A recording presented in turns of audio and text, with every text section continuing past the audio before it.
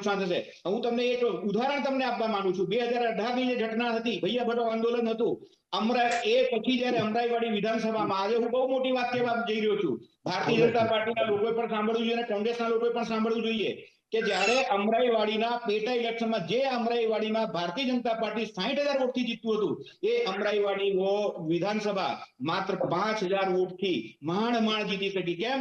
એ ભૈયા ભરાવ આંદોલનની ઇફેક્ટ હતી। કેમ?